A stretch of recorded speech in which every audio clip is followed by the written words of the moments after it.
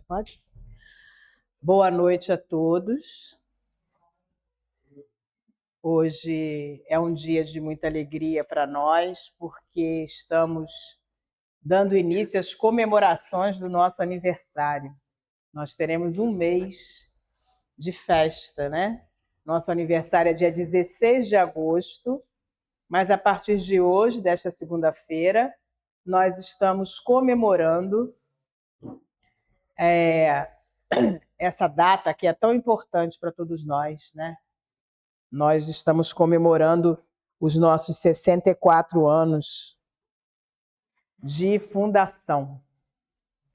E hoje, para iniciar, né, nosso trabalho de hoje, abrindo o nosso mês, nós recebemos aqui a nossa querida amiga, que é a Rosemary Barbosa, que vem lá de Campo Grande, né, da Associação Espírita Jesus Nazareno, e vem conversar conosco.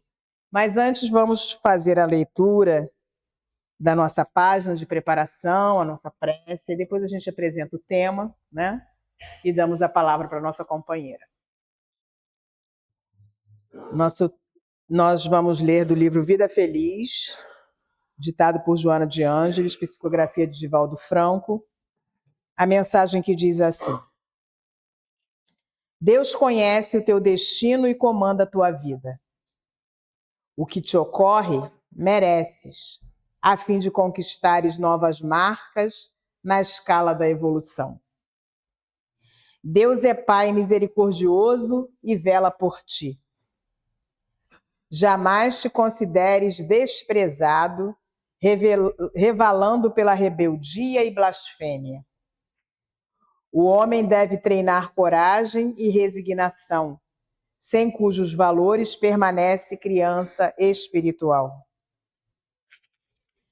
Deus não tem preferências e nos ama a todos. Deixa-te conduzir pelas ocorrências que não podes mudar e altera com amor aquelas que te irão beneficiar. Desesperar-te? Nunca.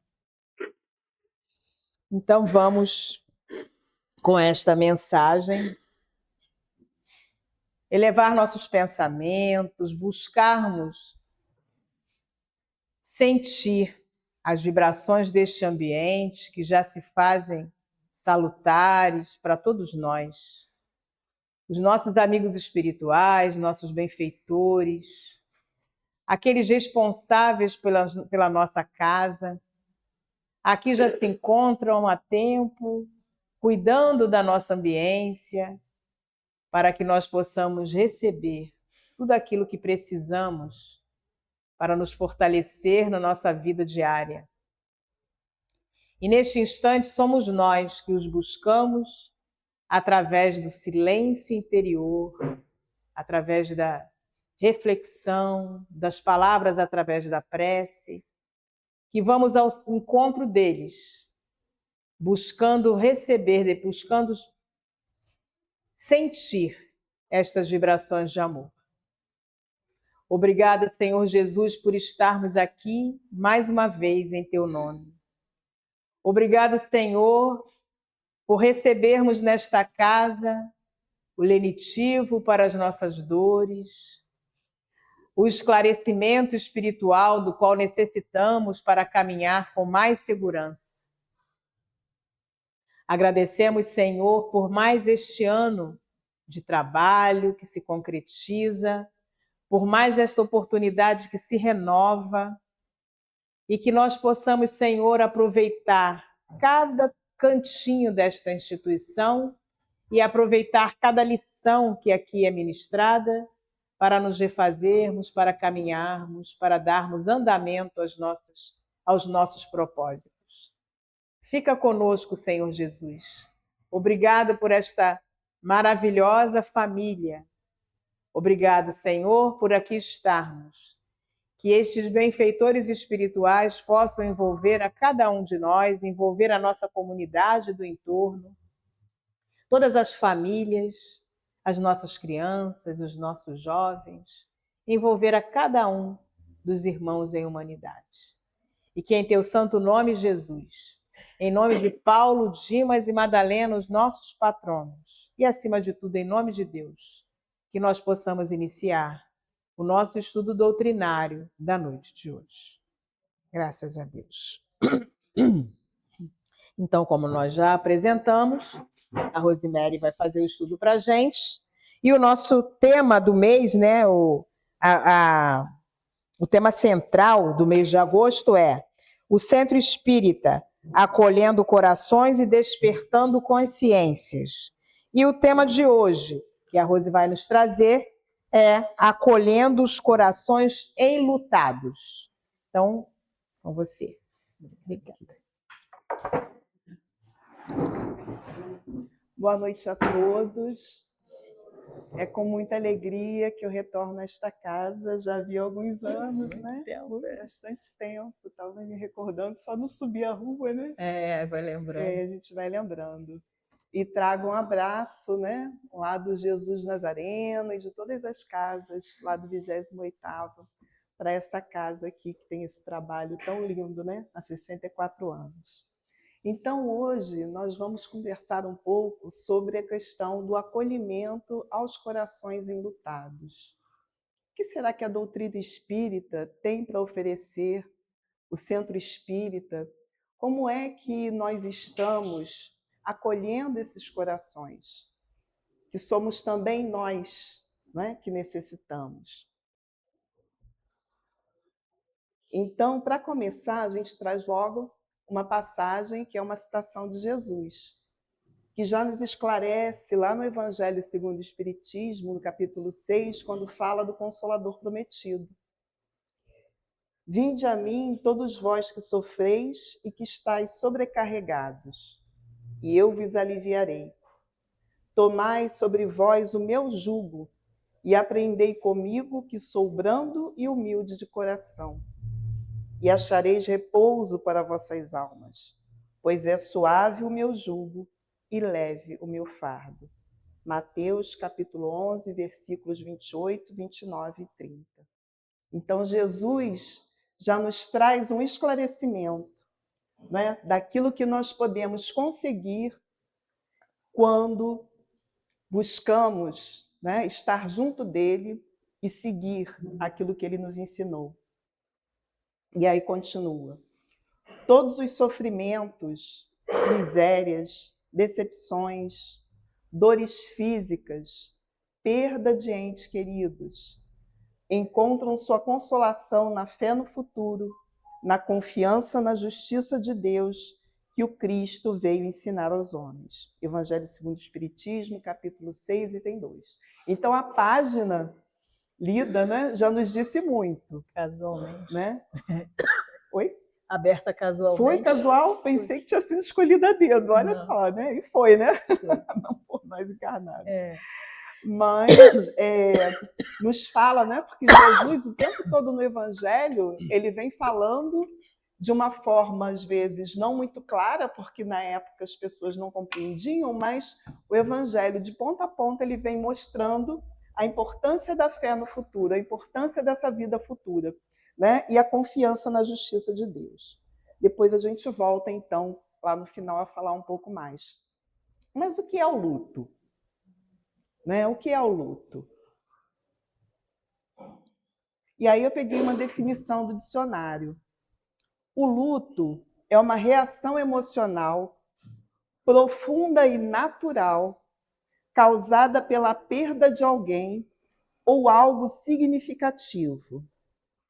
Embora seja mais conhecido como a dor pelo falecimento de um ente querido, o processo também ocorre após rompimentos amorosos, perda de emprego, mudanças drásticas ou término de ciclos importantes. Então, essa definição do dicionário já nos traz, né, que o luto, aquele processo pelo qual nós passamos quando a gente tem o rompimento de um vínculo, né, ele pode ser, ele é, na verdade, uma dor emocional que é profunda, sim, mas que é natural. E a gente vai ver que o Espiritismo também fala isso, né? E quando ele diz que, aqui no dicionário, né, que também ocorre não só pela perda de um ente querido, mas também após rompimentos amorosos. Então, a dor de uma separação, por exemplo, né, de uma separação, de um casal, de uma família, né, tudo aquilo que é necessário se enfrentar depois disso, né, porque todo mundo casa pensando em ser feliz, né? Casa pensando em ser feliz, tem um relacionamento amoroso pensando em ser feliz, escuta aquelas histórias, né, românticas de final feliz e de repente essas expectativas não acontecem, né? Não se concretizam como a gente pensava, né? E isso também é um luto. E há também todo um trabalho de reconstrução de vidas, né? Do casal, dos filhos, a partir disso. Quando a gente pensa aqui na perda de um emprego, não é? Tudo aquilo que advém desse momento, isso também é um luto. Mudanças drásticas, né? A vida não avisa quando vai mudar, né? Ela simplesmente muda. E pode mudar de diversas formas. Término de ciclos importantes. Eu me lembrei de um que a gente sempre acha assim, que a pessoa acha que sonha meio que a vida inteira, quando eu me aposentar. Quando eu me aposentar, eu vou aproveitar, eu vou curtir, não vou fazer mais nada, né? Assim. Só que é preciso se preparar também para aposentar. Porque o trabalho é uma lei de Deus, né? Qualquer trabalho, todo trabalho útil, né? Toda tarefa útil, né? É trabalho. Só que a gente, geralmente, passa muitos anos trabalhando, né? Numa determinada profissão, num determinado setor, e aquilo faz parte da nossa vida.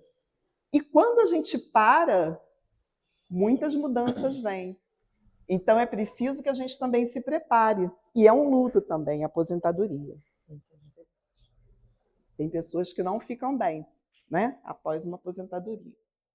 Então, continuando aqui. Aí eu trouxe uma outra definição, que é bem parecida, né? Mas é daquela doutora Ana Cláudia Quintanilha, vocês já devem ter ouvido falar, que fala muito sobre cuidados paliativos, né? Vem trazendo tudo isso.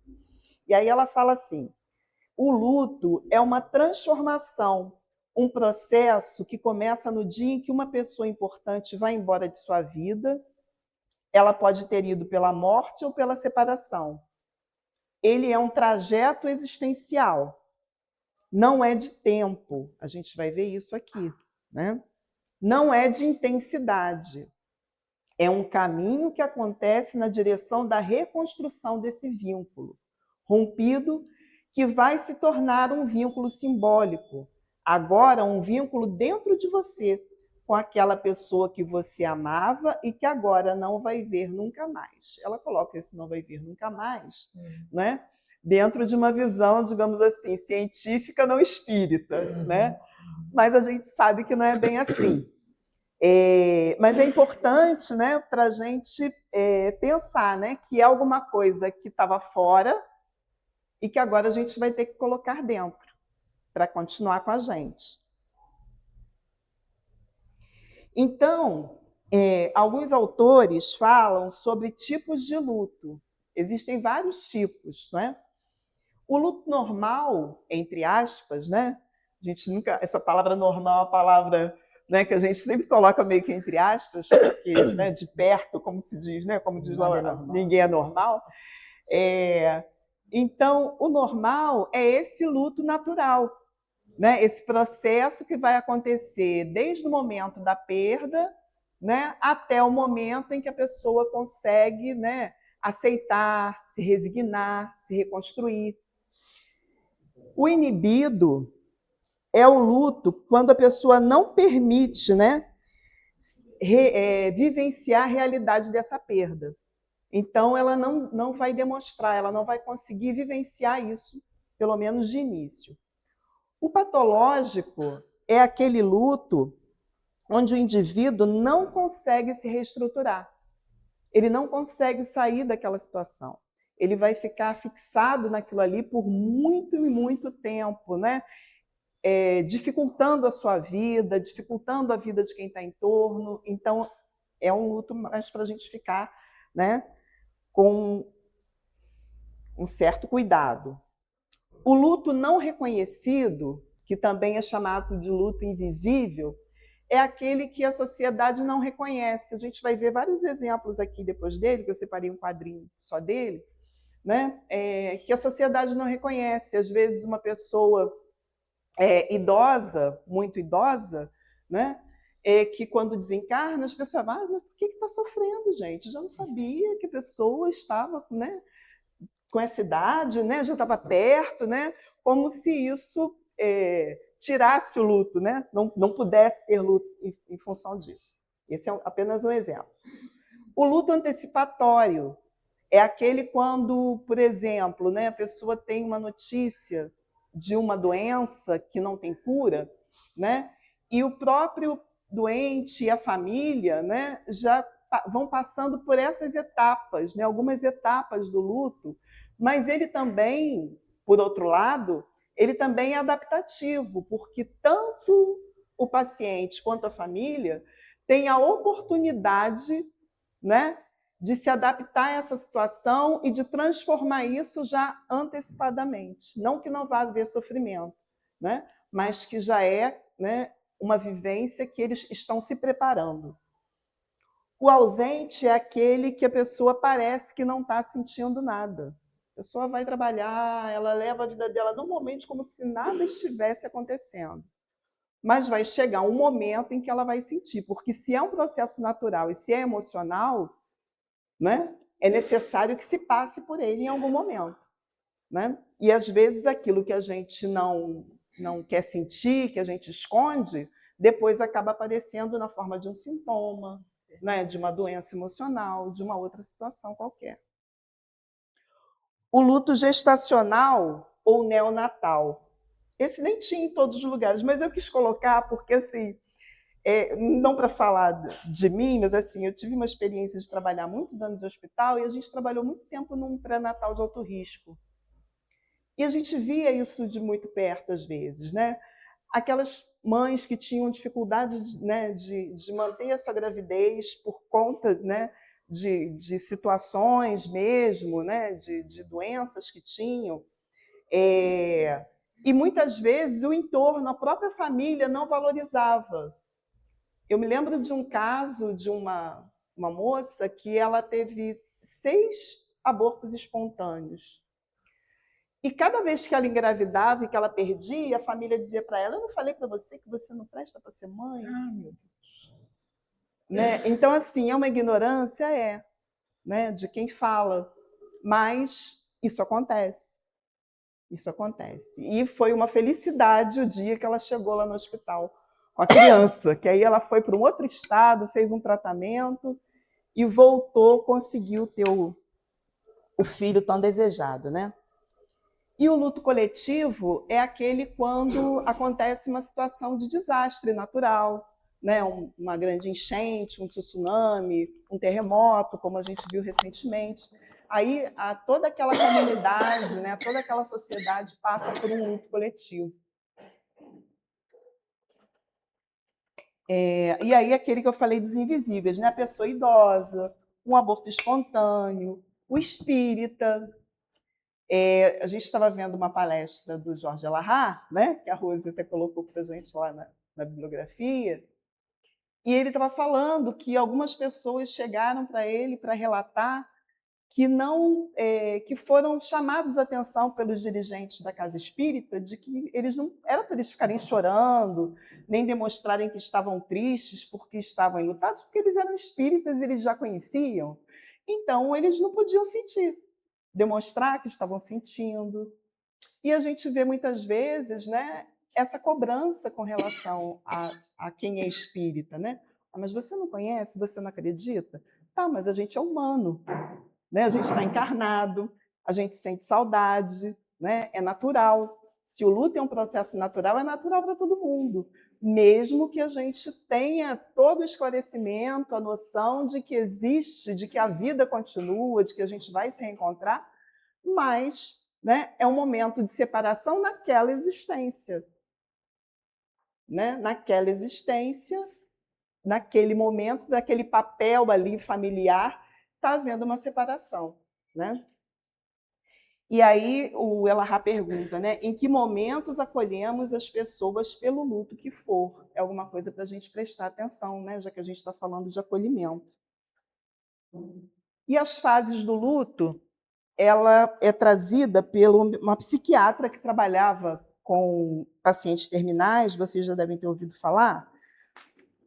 Ela observou, né, que todos eles passavam por determinadas fases. E lá em 1969, ela escreveu esse livro, mas que até hoje ainda é usada essa classificação. O nome dela é Elisabeth Kübler-Ross. E aí ela fala que a primeira fase é de negação, né, que é aquele choque inicial, a recusa, né, em aceitar aquela perda. Depois vem a raiva ou a revolta, né? O inconformismo, a busca, né, de culpados. Depois vem a fase da barganha. A fase da barganha é aquela em que a gente fica tentando negociar, né, com aquela situação, tipo, né, tentando reverter o fato. Se eu tivesse feito tal coisa, isso não teria acontecido, né, achando que a gente tem esse poder, né? A outra fase é de tristeza e depressão. É quando, digamos assim, a perda, a realidade da perda, ela é sentida com toda a sua força, né? Mas também é uma fase, porque às vezes a gente fala em depressão, e hoje em dia, como depressão, né,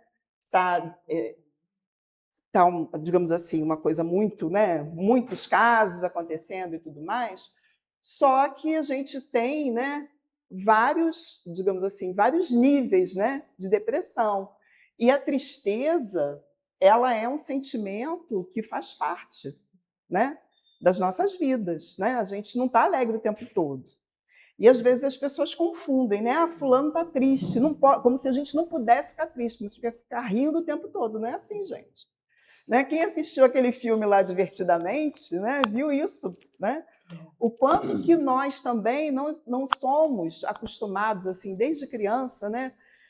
Falam para a gente, olha, se sentir raiva, se a criança fica com sentir raiva é feio. Aí a gente engole a raiva, né? Ó, não pode chorar, engole o choro, né? Aí a gente engole o choro. E assim a gente vai crescendo sem saber nomear aquilo que a gente sente.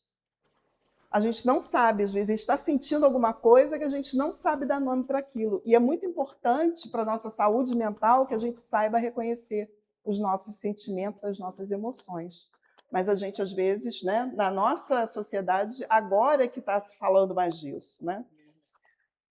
Então, e a resignação, que é a fase da aceitação, que é quando a gente compreende, né, a nova realidade, né, a dor não some, mas ela vai dar lugar à saudade e à reorganização da vida.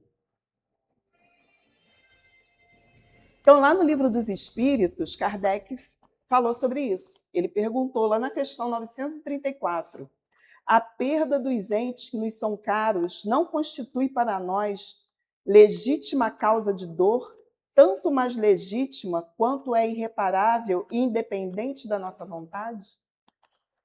E aí os espíritos responderam, essa causa de dor atinge assim o rico como o pobre, representa uma prova ou expiação, e comum é a lei.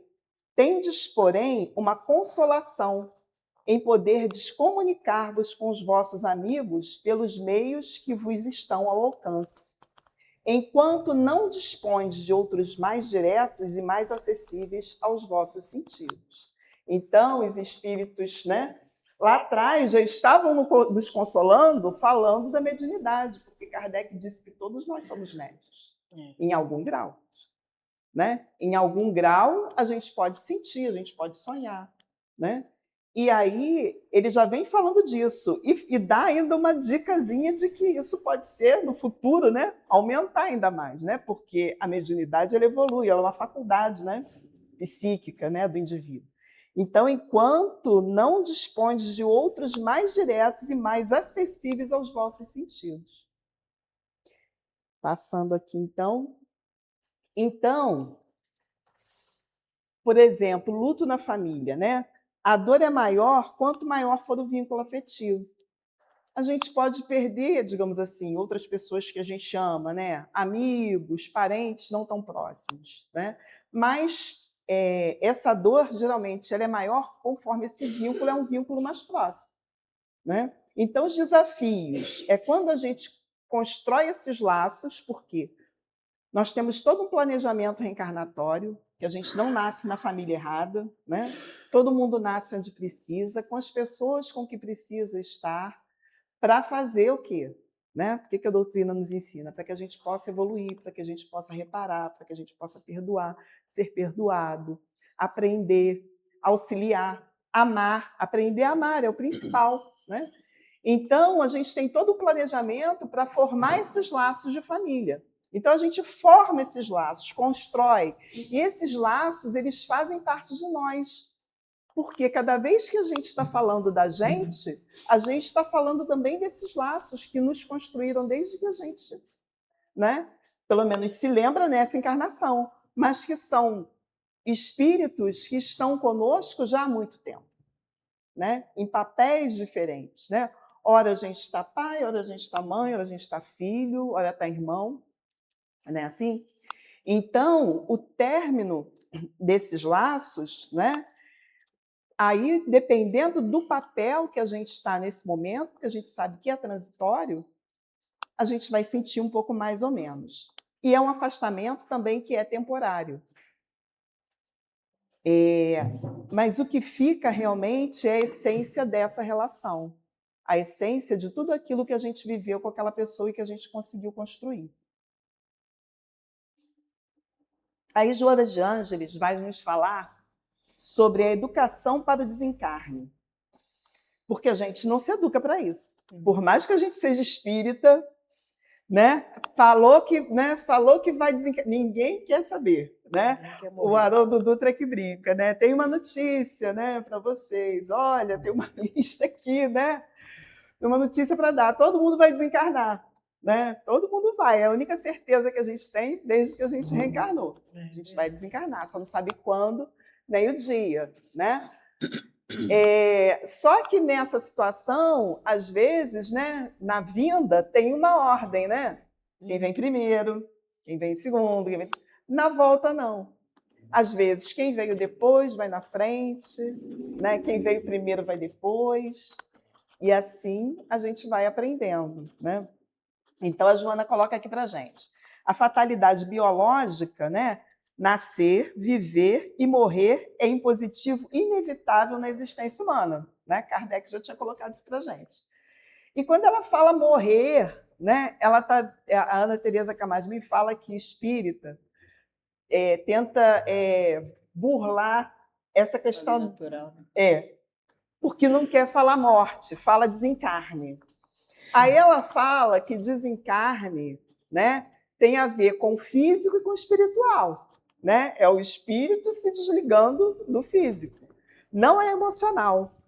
A morte é que é emocional. Então, o fim de qualquer coisa em nossa vida, né, até numa plantinha nossa, né, é emocional, né? Para a gente, vai mexer com as nossas emoções, vai mexer com tudo, né? Então, a gente precisa falar que morreu, porque justamente é o fim daquele papel provisório. Naquela encarnação, que era irmão, por exemplo, era o fim de ser irmão. Na próxima vai ser outra coisa, como na anterior foi outra coisa. Mas daquele jeito, foi nessa. Né? Vai continuar depois? Vai, isso não quer dizer que não vai encontrar, que não está acreditando na imortalidade, mas a gente precisa se conscientizar disso, porque a gente só consegue reconstruir depois que a gente aceita o fim de algum ciclo, né? Os ciclos na nossa vida, né? Se a gente não aceita o final, se a gente não aceita que a juventude termina, né? A gente vai querer, né, viver uma juventude fora de hora, digamos assim, em alguns aspectos, né? Não que não se deva, né? Mas alguns aspectos. Então a gente vive ciclos. De maneira caprichosa, arrebata o jovem, deixando o ancião, conduz o saudável em benefício do enfermo, convocando as mentes e os sentimentos a curadas reflexões. Fazendo parte do plano de considerações naturais, a desencarnação deixa de ser um fantasma trágico sempre à espreita para destruir a felicidade do grupo familiar, para tornar-se um instrumento de transitória separação, em função de uma união perene, quando todos voltarem a encontrar-se além das vibrações materiais. Né? Uma dadinha aqui para não... Então, a dor, né?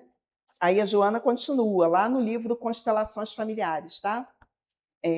Nem interrogações tormentosas a respeito da ocorrência, tampouco os brados de revolta e desespero, como se a ocorrência fosse uma exceção no conjunto geral, só comigo, só aconteceu comigo. Não é assim, né? É natural. Atingindo apenas alguns em detrimento de outros, aí Deus não seria justo, né?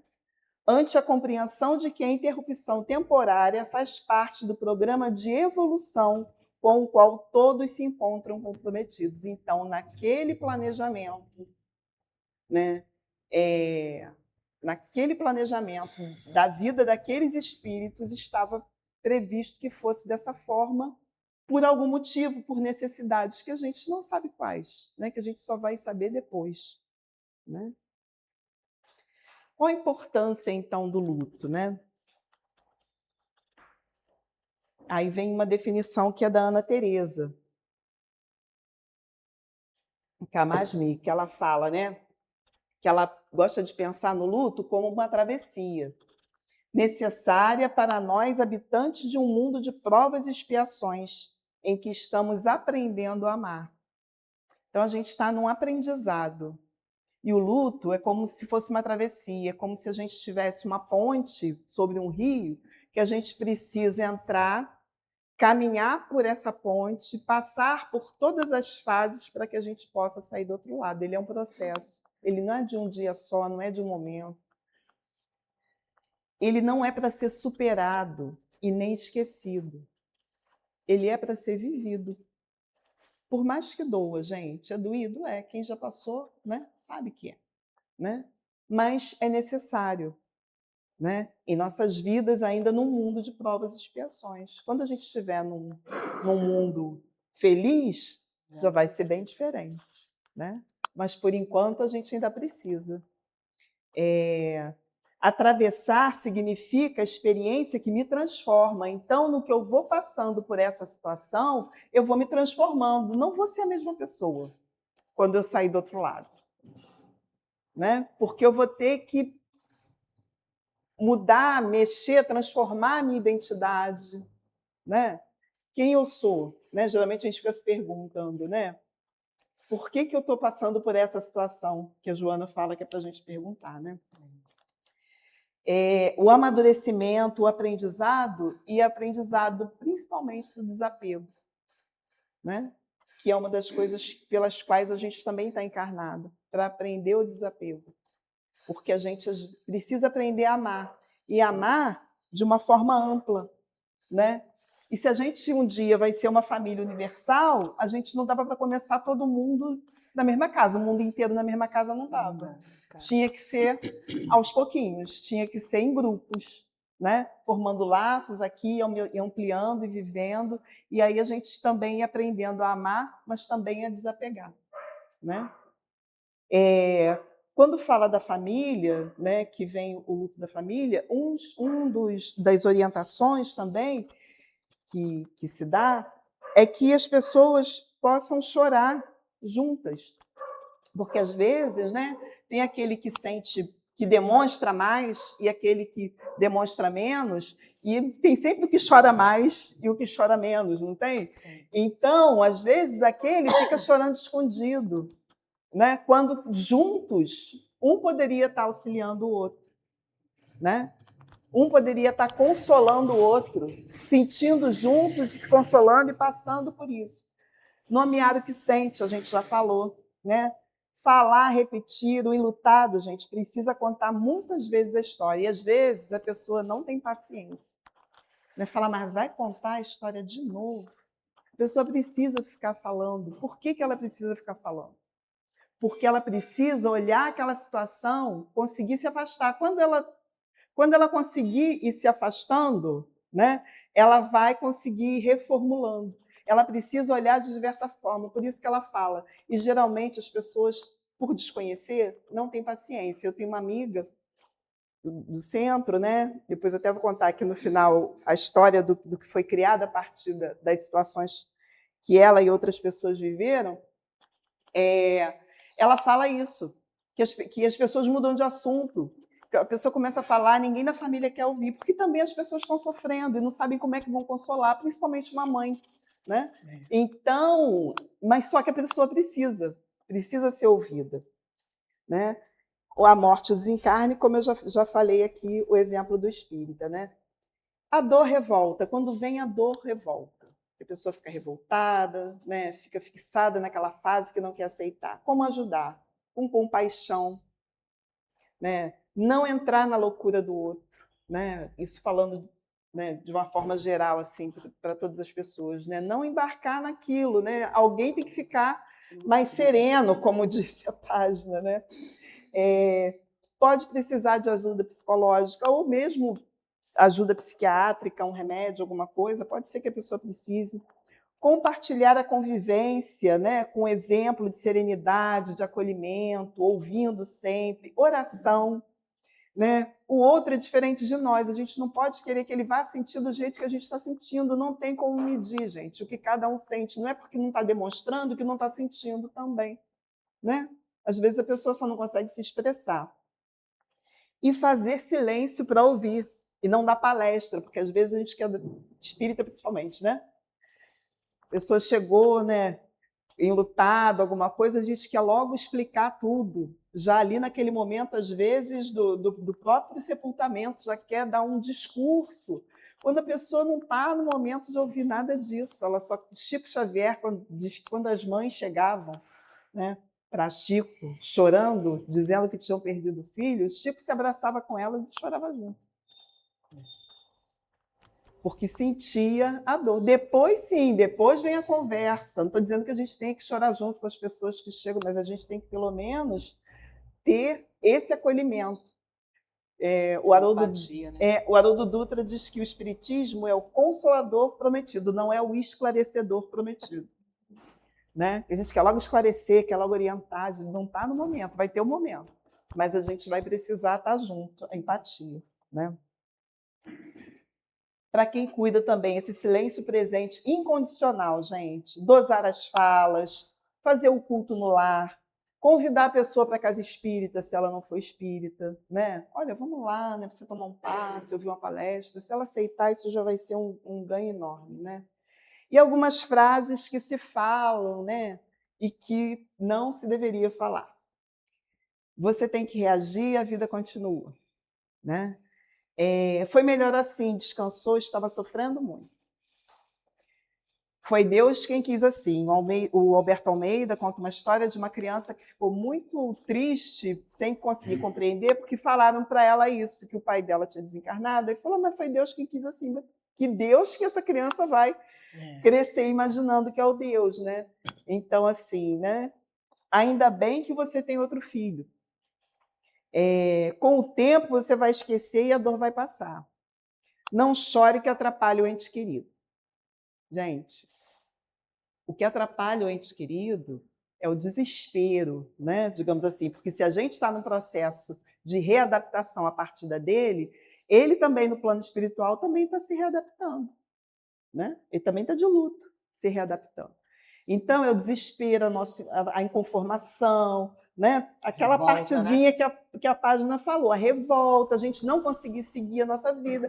É claro que se a gente ama alguém, a gente quer que a pessoa seja feliz. Ele vai querer que a gente seja feliz e a gente vai querer que ele seja feliz também. Mas o choro, o sentir saudade, isso é natural. Né? Então, a gente dizer, olha, não pode chorar que o seu ente querido... Não, né? O choro é natural, né? Faz parte do ser humano. Então, no luto, se passa também por um momento de retração, desinteresse. A pessoa, não quero ir a tal lugar assim, assim, né? Fulano não vai estar lá, né? Tristezas, porque saiu dos olhos, mas ainda não entrou plenamente nessa experiência interior que a gente falou lá no início. O tempo é o tempo da alma. Não é o tempo do relógio, o tempo cronológico, o tempo físico. 3 meses já está bom. Não, gente. Não tem isso, não. Às vezes a pessoa vai passar por todo o processo, depois de muitos anos ali, um dia ela vai lembrar, ela vai chorar, vai ter uma crise de choro, porque lembrou de alguma coisa. Uma situação, né? Uma situação que lembrou muito, né? Então, isso é natural, não tem tempo, né? Mas é um processo.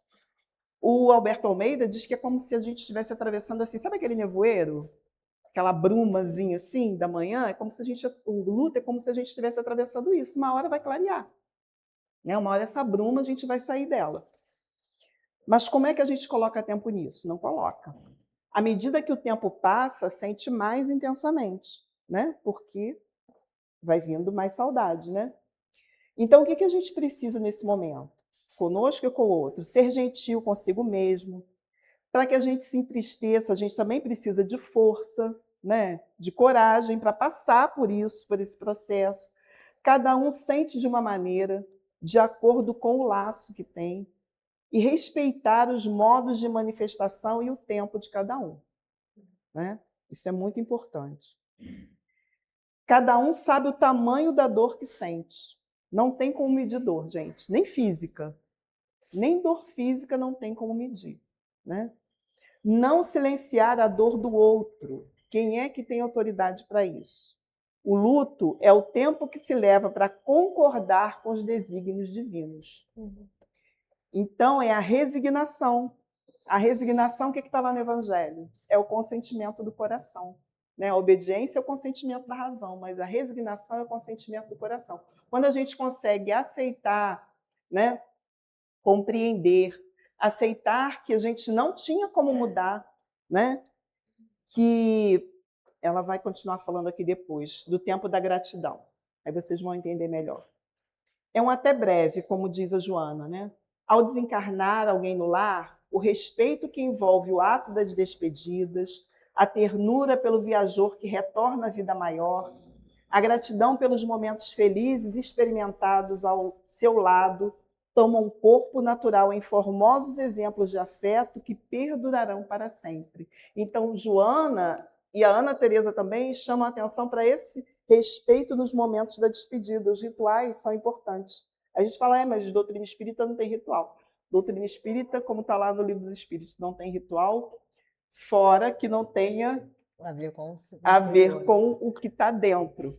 Mas é necessário porque a Ana Teresa mesmo, ela relata, né? Ela falou, fui no sepultamento, mas quando cheguei em casa, parecia que a pessoa ia entrar pela porta.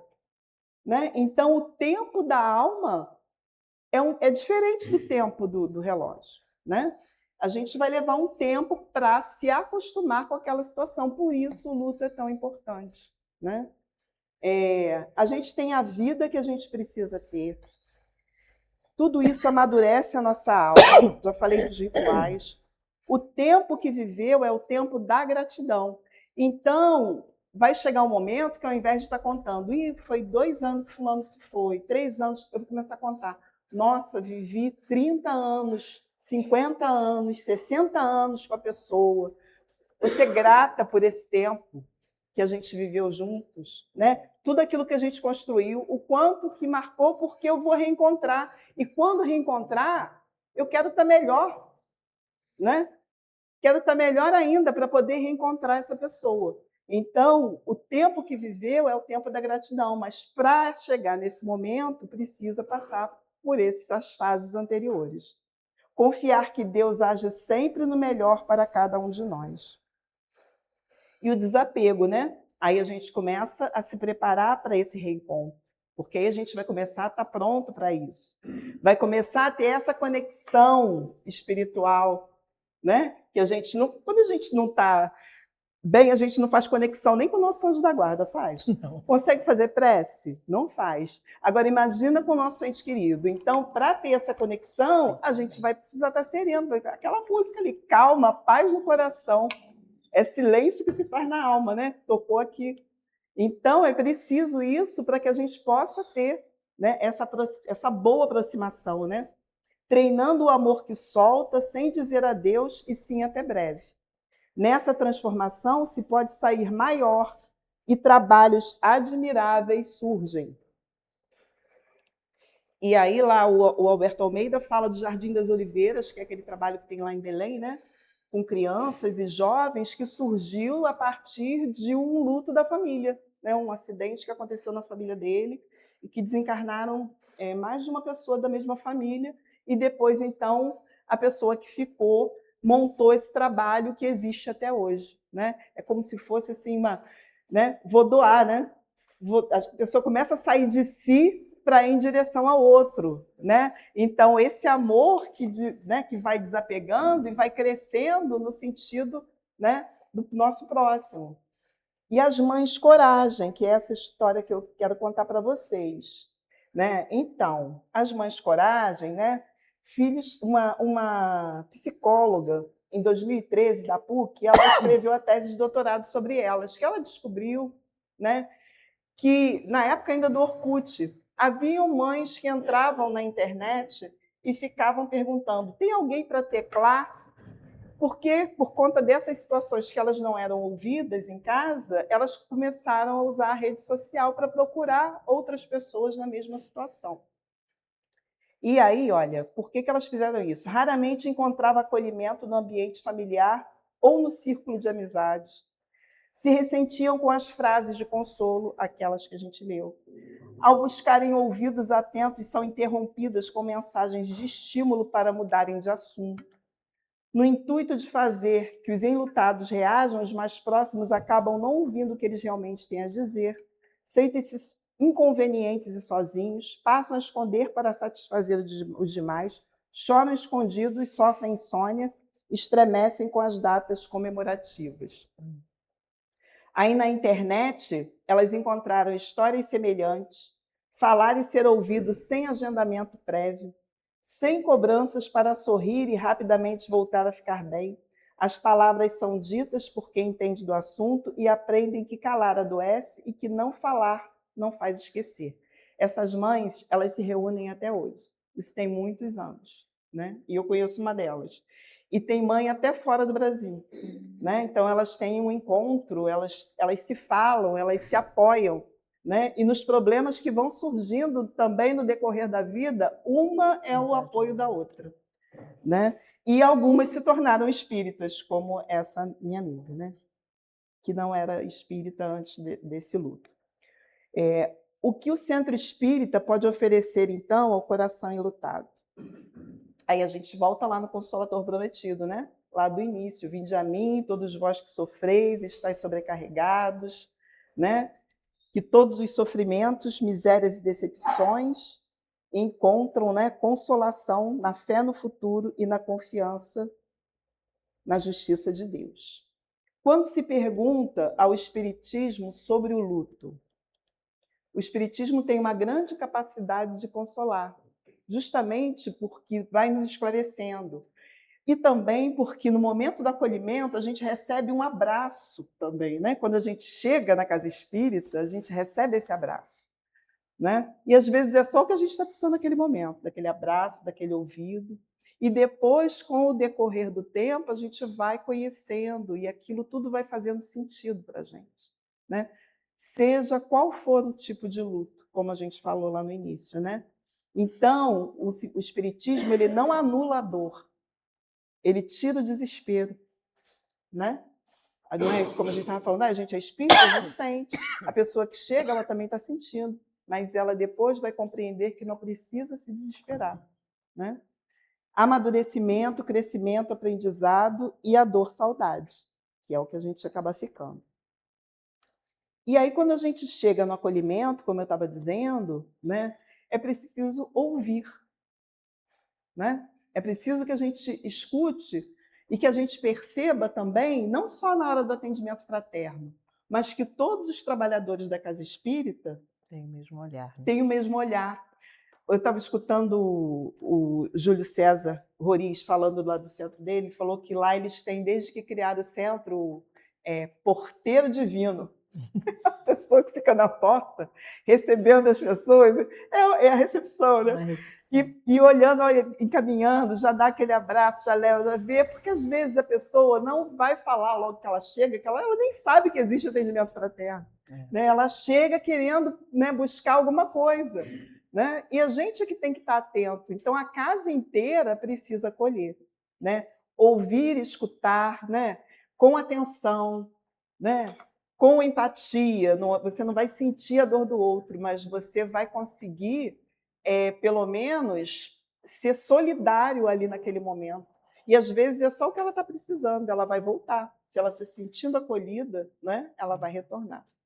Então, a gente tem o atendimento fraterno, o passe, água fluidificada, né? O culto no lar, que é ensinado, orientado. Olha, você pode fazer até mais de uma vez, não precisa fazer só uma vez. Né? Se a gente está doente, a gente não toma remédio várias vezes, então o culto no lar é esse remedinho que a gente também, às vezes, precisa mais do que uma vez da semana. Né? Os grupos de estudo, onde vai iluminando essa consciência, né? Onde ela vai aprendendo os princípios da doutrina, vai ouvindo o Evangelho segundo o Espiritismo, né? E vai compreendendo a vida. Né? Vai compreendendo que a gente está aqui de passagem, né? Que a gente está numa viagem, que às vezes a gente esquece. Que a gente está encarnado, né? Tem o véu do esquecimento, a gente fica achando que a gente está aqui para sempre. A gente não está.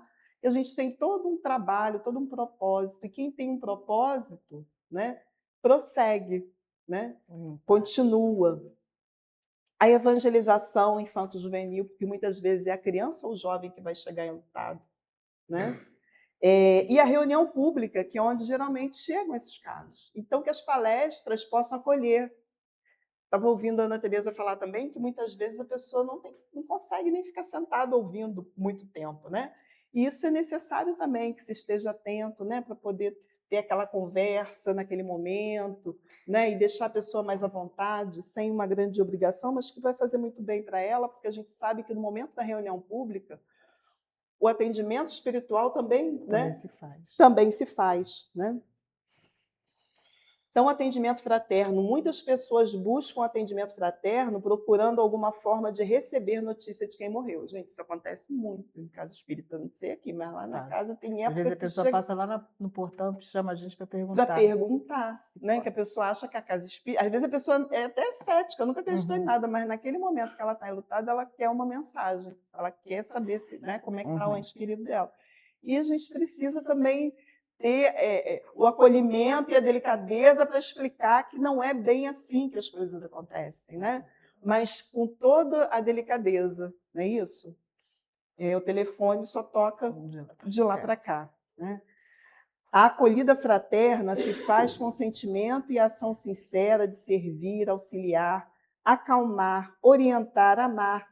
Acolher o espírito que chega ao centro espírita é permitir que ele encontre o próprio Cristo de braços abertos a dizer-lhe: vinde, pois, a mim, todos vós que sofreis e estáis sobrecarregados, e sereis aliviados e consolados. Então, a gente está nesse trabalho, a gente está, né, nesse papel, principalmente nesse momento que a gente está passando de transição planetária.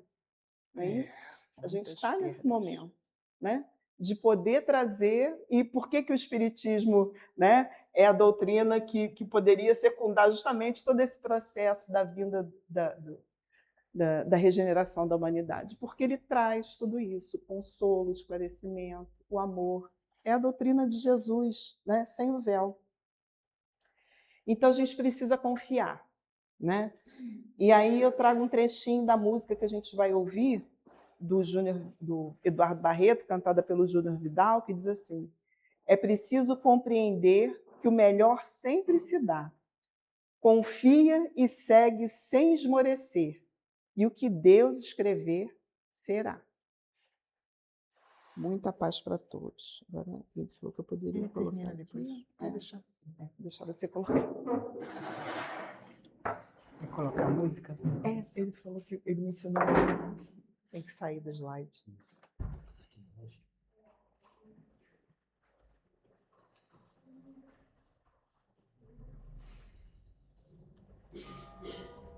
Essa música é linda, né?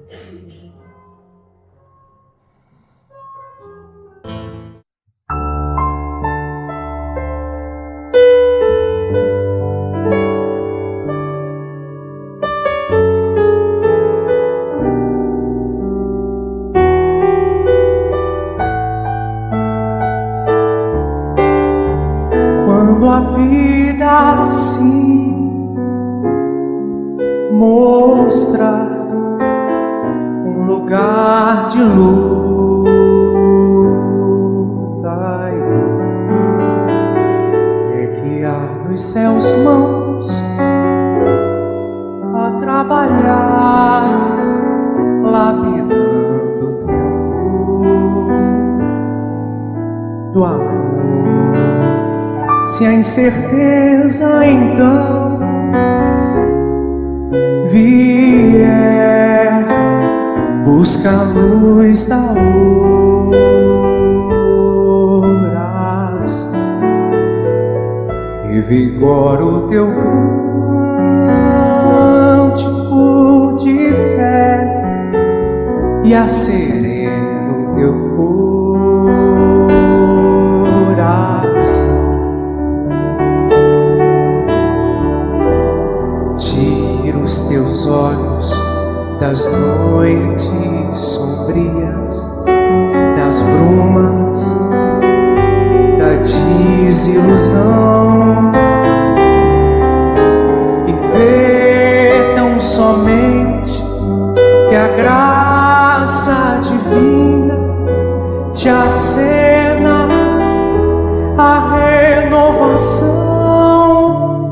É preciso compreender que o melhor sempre se dá. Confie, segue sem esmorecer, e o que Deus escrever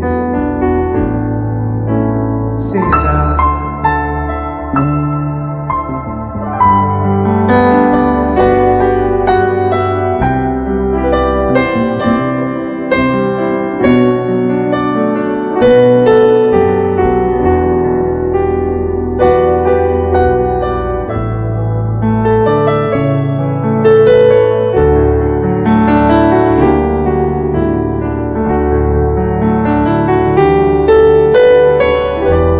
Tira os teus olhos das noites sombrias, das brumas, da desilusão e vê tão somente que a graça divina te acena a renovação. É preciso compreender que o melhor sempre se dá. Confie, segue sem esmorecer, e o que Deus escrever será. O melhor sempre se dá, e o que Deus escrever será.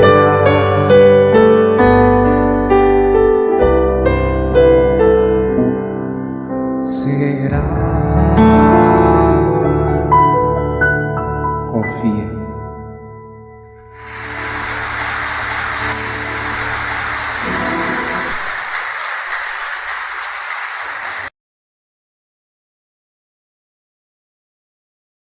Né, que a doutrina espírita promove, é o acolhimento que a Casa Espírita se propõe a fazer.